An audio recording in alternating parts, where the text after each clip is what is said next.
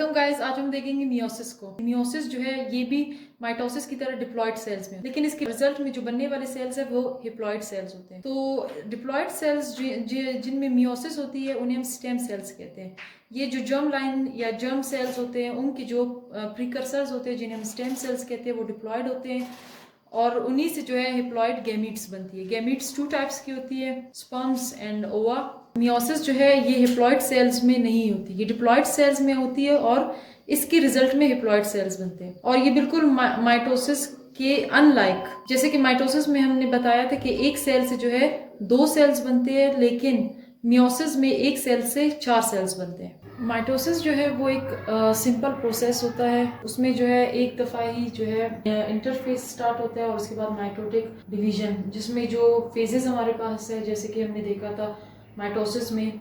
अगर आपने वो वीडियो अब तक नहीं देखी तो आप मेरी पिछली माइटोसिस की वीडियो देख सकते हैं। उसमें हम देख चुके हैं कि सिंपल जो है प्रोफेस, मेटाफेस, एनाफेस, टीलोफेस, ये सब एक ही माइटोटिक डिवीजन में होते हैं। तो ये एक सिंपल फेज होता है। माइटोसिस जो है एक सिंपल प्रोसेस है, जबकि मियोसिस जो है ये 2 टाइम्स होता है, 2 दफा जो है ये होता है। ये थोड़ा सा कम्प्लेक्स होता है माइटोसिस, और ये जो है मैं आपको बता चुकी हूँ नॉर्मल सेल्स में नहीं, गैमीट्स में होता है। तो मियोसिस जो है 2 टाइम्स होता है। एक जो है जिसे दूसरा, एक जो है मियोसिस 1 और दूसरा जो है मियोसिस 2। मियोसिस 1 और मियोसिस 2 ये जो है गैमीट्स में होते हैं। नॉर्मल सेल्स में जो है मियोसिस जो है नहीं होती। मियोसिस जो है गैमीट्स में होती है और गैमीट्स आपको पता है स्पर्म जो है मेल्स में प्रेजेंट है और जबकि जो ओवा है या फिर एग है वो फीमेल में प्रेजेंट है। मेल्स में जो स्पर्म होते हैं और उस स्पर्म के बनने के प्रोसेस को स्पर्मेटोजेनेसिस कहते हैं, और मियोसिस स्पर्म में ही होता है। लेकिन मेल्स में जो मियोसिस का प्रोसेस है वो प्यूबर्टी से स्टार्ट होगा, वो एम्ब्रियोनिक स्टेजेस में स्टार्ट नहीं होता, वो प्यूबर्टी से स्टार्ट होता है। जबकि फीमेल्स में जो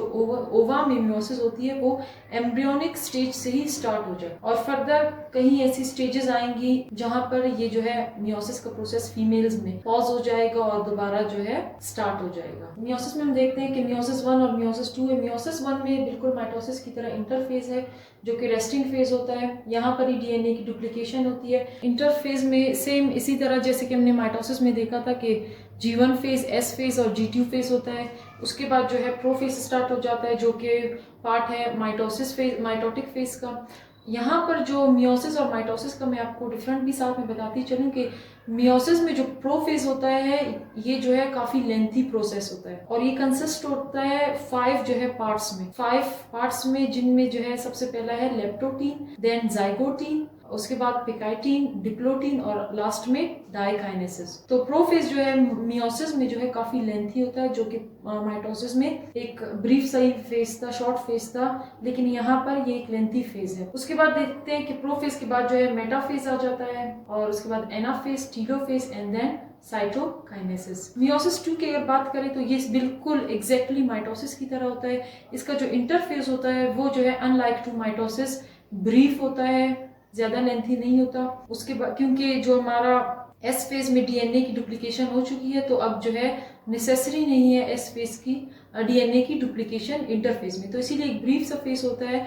फर्दर जो है जो एंजाइम्स रिक्वायर होंगी मियोसिस 2 के लिए वो बन पाएंगी, लेकिन डीएनए जो है दोबारा डुप्लीकेट नहीं होता। इंटरफेज के बाद जो है फिर माइटोटिक फेज, जैसे हमने देखा था मियोसिस 2 में बिल्कुल ऐसे ही स्टार्ट हो जाता है। प्रोफेज होता है इसमें सबसे पहले, फिर metaphase, anaphase, telophase and then cytokinesis. अब हम इन सबको थोड़ा सा एक्सप्लोर करेंगे ताकि हम देख सके कि मियोसिस और माइटोसिस के इन फेजेस में क्या डिफरेंस है। स्टार्ट करते हैं प्रोफेज से। माइटोसिस में जो प्रोफेज है ये काफी लेंथी प्रोसेस है, वो हम आगे देखेंगे कि इसे इतना लेंथी प्रोसेस क्यों कहा जाता है। सबसे पहले इसमें देखते हैं लेप्टोटीन को। लेप्टोटीन जो है वो फेज है जहां पर क्रोमोसोम्स अपेयर होना शुरू हो जाते हैं, यानी क्रोमोसोम्स थिन थ्रेड लाइक जो है अपेयर होना शुरू हो जाते हैं अंडर माइक्रोस्कोप। और लेप्टोटीन का मतलब ही थिन थ्रेड है, थिन थ्रेड्स। तो यहाँ पर जो है 46 जो डुप्लीकेटेड क्रोमोसोम्स है, बिल्कुल इसी तरह जैसे कि माइटोसिस में थी, जो कि एस फेज में, माइटोसिस के एस फेज में, और बिल्कुल इसी तरह मियोसिस के एस फेज में जो है डीएनए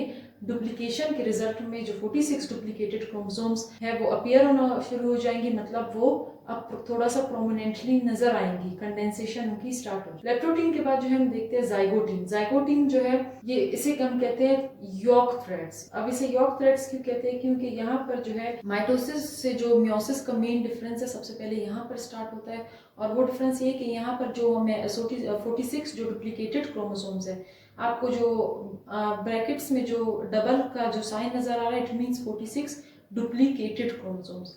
इन 46 क्रोमोसोम्स की पेयरिंग हो जाएगी। ये 46 क्रोमोसोम्स एक दूसरे के आमने सामने आएंगे according to their shape, length and size. जो सेम शेप के, सेम लेंथ के, सेम साइज के क्रोमोसोम्स होंगे वो एक दूसरे के साइड बाय साइड जो है आते जाएंगे और पेयर अप होकर जो है 23 पेयर्स बनाए, और इस प्रोसेस को हम कहते हैं synapsis. The process of pairing of chromosomes is called synapsis.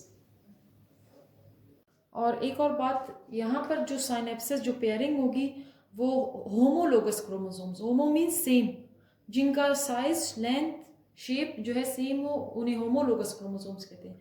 उन क्रोमोसोम्स की जो है यहाँ पर पेयरिंग होगी, उन क्रोमोसोम्स की जो है यहाँ पर पेयरिंग होगी, यानी साइनेप्सिस होगी।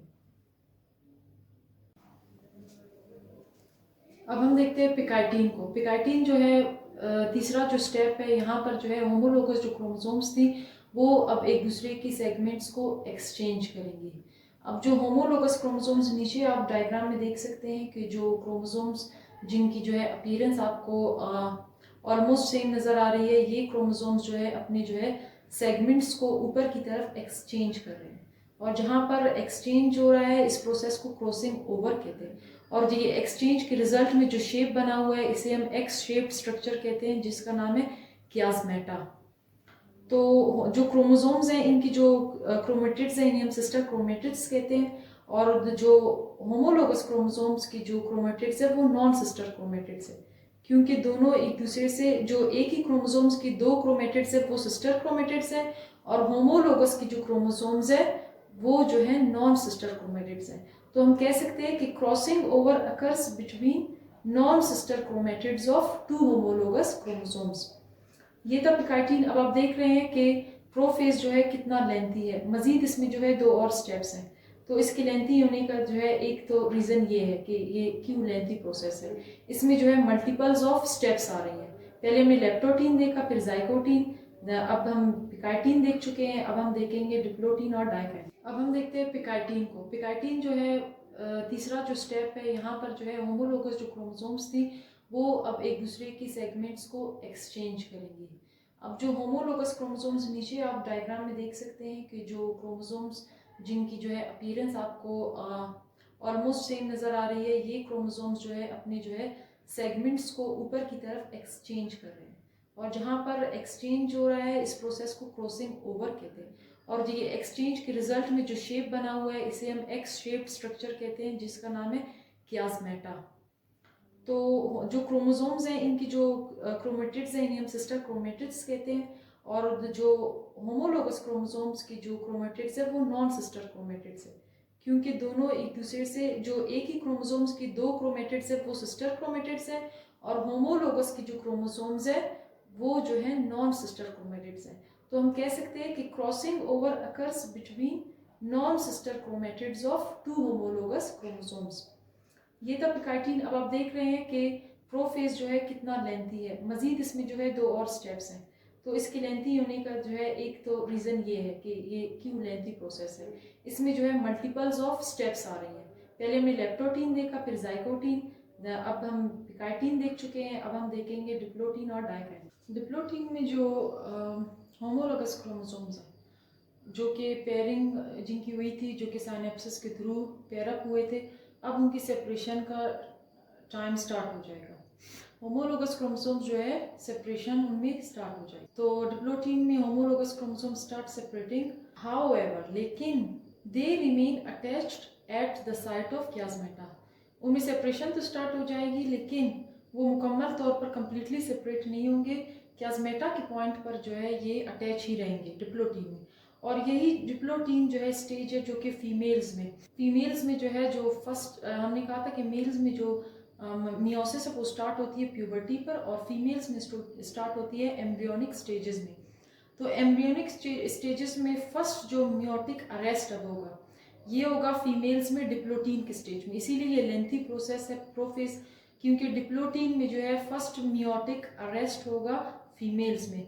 और ये रिज्यूम कब करेगा, ये रिज्यूम करेगा एट प्यूबर्टी। तो इस बाकी का जो मियोटिक प्रोसेस होगा मियोसिस 1 के बाकी जो स्टेप्स होंगे और 2 के, वो जो है प्यूबर्टी के बाद होंगे फीमेल्स में। और मेल्स में जो है जो मियोसिस है वो स्टार्ट ही प्यूबर्टी पर होती है। डायकाइनेसिस में जो है क्रोमोसोम्स सेपरेट हो जाते हैं, सिवाय इनकी जो टिप्स है वहाँ पर जो है क्रोमोसोम्स अभी तक एक दूसरे के साथ अटैच है, तो इसीलिए कम्प्लीटली सेपरेट नहीं हुए हैं, लेकिन मोस्टली ऑलमोस्ट जो है सेपरेशन हो चुकी है। सिर्फ इनके जो टिप्स हैं जहाँ जिसकी वजह से ये आपस में जुड़े हुए हैं। डायकाइनेसिस के बाद जो है मेटाफेज स्टार्ट हो जाता है। मेटाफेज में जो है हम देखते हैं कि न्यूक्लियस जो कि माइटोसिस में प्रोफेज में ब्रेक हो रहा था, यहाँ पर जो है न्यूक्लियस मेटाफेज में ब्रेक होगा। न्यूक्लियस के ब्रेक होने के बाद जो माइटोसिस में हमने देखा कि क्रोमोसोम्स अलाइन हो रहे थे सेंटर में, यहाँ पर भी क्रोमोसोम्स अलाइन होंगे सेंटर में। यहाँ पर जो है होमोलोगस क्रोमोसोम्स जो है सेंटर पर अलाइन होंगी। इस अलाइनमेंट के बाद जो है ये होमोलोगस जो क्रोमोसोम्स है अटैच हो जाएंगी स्पिंडल फाइबर्स के साथ। यहाँ पर मैं आपको एक और बात बताती चलूँ कि स्पिंडल फाइबर्स जो है अटैच होंगे सिर्फ एक ही होमोलोगस क्रोमोसोम पेयर के साथ, क्योंकि यहाँ पर आप ब्लू कलर में जो देख सकते हैं राउंडेड स्ट्रक्चर्स क्रोमोसोम्स के सेंटर में, ये जो है काइनेटोकोर को प्रेजेंट कर रही हैं। इट मीन्स जो है हर होमोलोगस क्रोमोसोम का जो पेयर है उसमें सिर्फ एक ही काइनेटोकोर है, तो एक ही तरफ से वो स्पिंडल फाइबर के साथ अटैच हो सकता है। इसीलिए एक ही क्रोमोसोम के पेयर को जो है के साथ अटैच होगा स्पिंडल फाइबर। इसके बाद जो है इसके एनाफेज को देखते हैं। एनाफेज में जो है मियोसिस के हम देखते हैं कि जो माइटोसिस का एनाफेज था वहां पर जो मूवमेंट हो रही थी वो जो है सिस्टर क्रोमेटिड्स की मूवमेंट थी। क्रोमोसोम्स जो थे वो जो ब्रेक हो गए थे सेंटर से, और जो सिस्टर क्रोमेटिड्स थी वो जो है मूव कर रही थी अपने रिस्पेक्टिव पोल्स की तरफ। लेकिन यहाँ पर जो एनाफेज में मूवमेंट है वो होमोलोगस क्रोमोसोम्स की है। इट मींस डुप्लीकेटेड जो है क्रोमोसोम्स मूव कर रही है रिस्पेक्टेड पोल्स की तरफ। और टीलोफेज में जो है दोबारा से हम देखते हैं कि न्यूक्लियर मेम्ब्रेन बन रहा है और 23 डुप्लीकेटेड क्रोमोसोम्स मूव कर चुकी है अपने रिस्पेक्टिव पोल्स की तरफ, और जो है 2 सेल्स जो है बन रहे हैं। अब मैं आपको ये बताती चलूं कि यहाँ पर जो डिफरेंस है माइटोसिस में मियोसिस का, वो ये है कि टीलोफेज में वहां पर जो है 46 अनडुप्लीकेटेड क्रोमोसोम्स बन रही थी हर सेल में, और यहाँ पर 23 पेयर्स ऑफ क्रोमोसोम्स बन रही है और वो भी डुप्लीकेटेड। इसके बाद जो है साइटोकाइनेसिस है जिसमें एक सेल 2 सेल में डिवाइड होगा, न्यूक्लियर मेम्ब्रेन्स के बाद साइटोप्लाज्मिक डिवीजन हो जाएगी और साइटोकाइनेसिस होगा। तो उसको स्किप करके हम जो है आगे बढ़ते हैं और मियोसिस 2 को देखते हैं। मियोसिस 1 के साइटोकाइनेसिस के रिजल्ट में बनने वाले सेल के जो 2 सेल्स हैं उनमें जो क्रोमोसोम नंबर है वो 23 पेयर्स हैं। 23 pairs of duplicated 23 duplicated chromosomes हैं।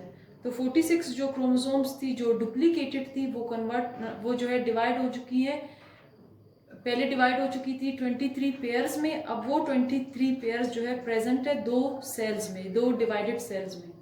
इसका जो मियोसिस 2 का जो इंटरफेज होता है वो ब्रीफ होता है। उसके बाद स्टार्ट हो जाता है इसका प्रोफेज जो कि बिल्कुल शॉर्ट सा होता है। यहाँ पर बिल्कुल माइटोसिस की प्रोफेज की तरह जो होमोलोगस क्रोमोसोम्स है वो अपेयर होना शुरू हो जाते हैं। देन उसके बाद हम और न्यूक्लियर जो मेम्ब्रेन है वो इसी प्रोफेज में ब्रेक हो जाता है। देन मेटाफेज को अगर हम देखें तो जो होमोलोगस क्रोमोसोम्स थी हर डिवाइडेड सेल में बनने वाली जो 2 डिवाइडेड सेल है दोनों में जो होमोलोगस क्रोमोसोम्स होंगी वो फिर से सेंटर पर अलाइन हो जाएंगी। और अब जो है ये 23 क्रोमोसोम्स है और डुप्लीकेटेड क्रोमोसोम्स है। तो इनमें जो फर्दर जो चेंजेस होंगी वो ये होंगे कि काइनेटोकोर जो है इनका जो होमोलोगस क्रोमोसोम्स है, या फिर हम कह सकते हैं 23 जो डुप्लीकेटेड क्रोमोसोम्स है हर सेल में, उनका जो काइनेटोकोर है वो डिवाइड हो जाएगा 2 पार्ट्स में। ये जो आप डायग्राम देख रहे हैं ये मेटाफेज की डायग्राम है। तो ये जो है मेटाफेज का आप देख सकते हैं कि डायग्राम में ये दिखा रहे हैं कि जो स्पिंडल फाइबर्स है अब जो है ये काइनेटोकोर्स जो है सेंट्रोमियर्स की, जो ये क्रोमोसोम्स 23 पेयर्स ऑफ क्रोमोसोम्स है, इनकी जो सेंट्रोमियर्स जो सेंटर एरियाज है जहाँ पर स्पिंडल फाइबर्स अटैच होती हैं किसके साथ, काइनेटोकोर प्रोटीन के साथ। काइनेटोकोर प्रोटीन सेंट्रोमियर की रीजन में होती है। अब ये काइनेटोकोर प्रोटीन्स जो है डिवाइड हो चुकी हैं दो में, तो इसीलिए दोनों तरफ से स्पिंडल फाइबर्स इनके साथ इजीली अटैच हो सकते हैं इन काइनेटोकोर प्रोटीन्स के साथ, जो कि प्रेजेंट है सेंट्रोमियर पर। अटैचमेंट के बाद जो है बिल्कुल जो माइटोसिस का एनाफेज है उसकी तरह जो है सेंट्रोमियर्स जो है ब्रेक कर जाएंगी, उनके काइनेटोकोर्स ब्रेक हो जाएंगे और due to the stretching nature और contractile nature of spindle fibres cells, ये जो क्रोमोसोम्स है 23 जो क्रोमोसोम्स हैं, पहले ये डुप्लीकेटेड थी मेटाफेज में, अब ये अनडुप्लीकेटेड हो गई है। अब हम एक सेल नहीं दो सेल्स की बात कर रहे हैं। ऊपर जो आप देख रहे हैं वो दोनों सेल्स में ये प्रोसेसेस हो रही है, मेटाफेज एंड देन एनाफेज, और उसके बाद टीलोफेज और फिर साइटोकाइनेसिस।